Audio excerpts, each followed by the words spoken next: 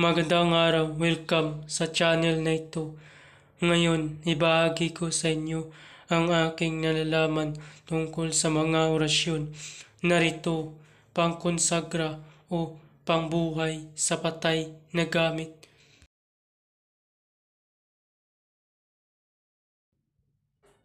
Bago ang lahat, shout out ko muna sa channel ni Child of God.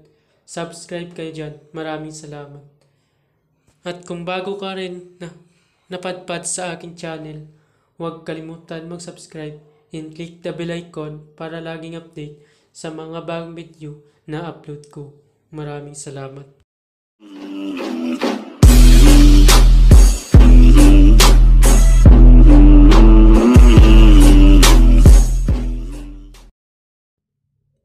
Pamilin, mahalin at pagkaingatan ang bawat ibinabahagi ko sa YouTube channel na ito.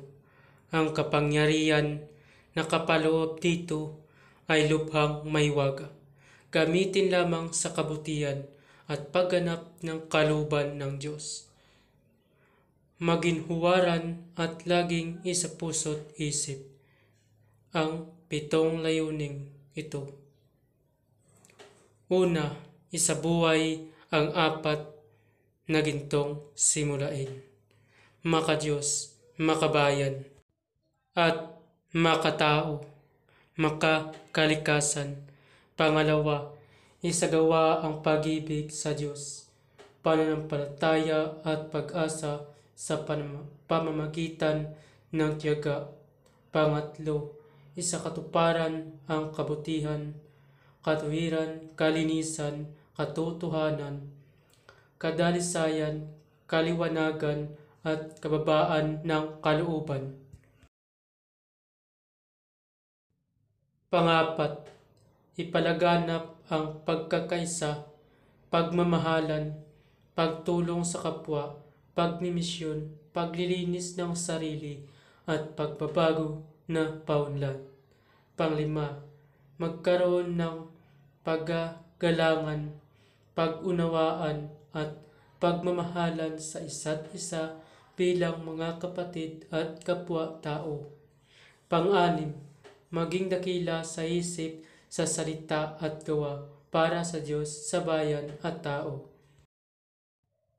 Pang-7, ipagpatibay ang kautusan ng Diyos, tumulong sa pagpapaunlad ng katauhan ng bawat kasapi ng samahan, at tumupad sa hadikain ng Diyos sa tao. Sa pamamagitan ng pagsunod sa mga layuning ito, ang isang naghanap sa Diyos ay makakasumpong sa Kanya at hindi pagkakaitan ng Kanyang liwanag.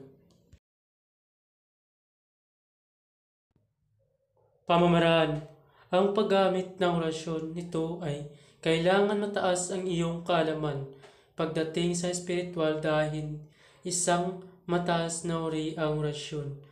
Ito kaya kailangan i-active mo muna ng 49 days at idugtong sa iyong debosyon.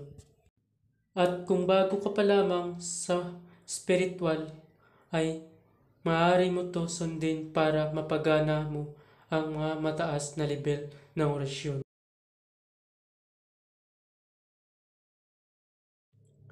Para saan nga ba kapag i-active mo ang orasyon?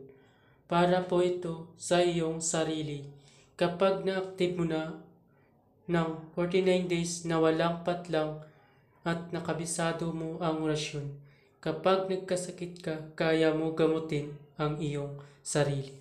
Pero kung natapos mo ang 49 days na walang patlang at hindi mo pa kabisado ang orasyon at ginamit mo kapag nagkasakit ka, hindi mo kaya gamutin ang iyong sarili. Kaya bago gamitin ay kailangan kabisatuin ang orasyon. Ang pag-active ng orasyon ay isa din sa pagpapabisa ng orasyon na iyong gagamitin. Lalo lumalakas ang orasyon kung natibusyonan ng 49 days at madali paganahin kahit mataas pa dahil na-active mo na ito ng 49 days na walang patlang. Ang paggamit ng orasyon ay kailangan mo muna ng pondo para pagkunan ng kapangyarihan na magpapagana ng orasyon. Ang sinasabi kong pondo ay tulad ng Ama namin, Aba Ginong Maria, at luwalhati sumasampalataya. Depende sa iyong gagamitin na pondo. Meron din Latin. Para madali ito pagganahin kung ang iyong gagamitin na pondo ay Ama namin, Aba Ginong Maria, luwalhati sumasampalataya. Yan tag-3 beses ulitin ang Ama namin, Aba Ginong Maria hanggang sumasampalataya. Pwede din ang orasyon na pondo ang iyong gamitin para mas lalo talaga bumisa at lumakas ang iyong pondo. Narito ang nasabing orasyon. Eho, sainig, diahode, kay kasen, diabe, ainig, Theos, Sabaoth, Adon, est heros sadai, Mesias, es heto, tem, kuebe, poe, tetragrammaton, pangalan, apelyido, age, Dios, principium et finish.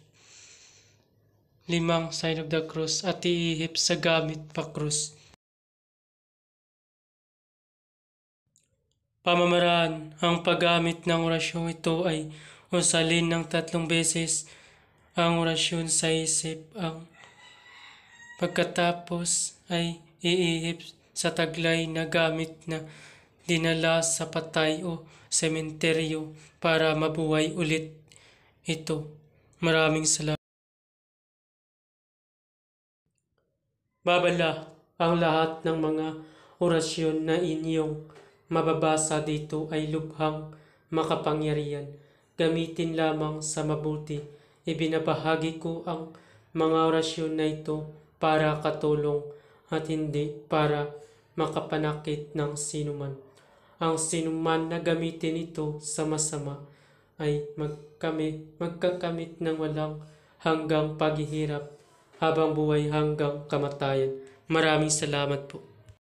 At kung bago ka pa lamang napadpad sa channel na ito, huwag kalimutan mag-subscribe and click the bell icon para laging update sa mga bagong video na ina-upload ko. Maraming salamat.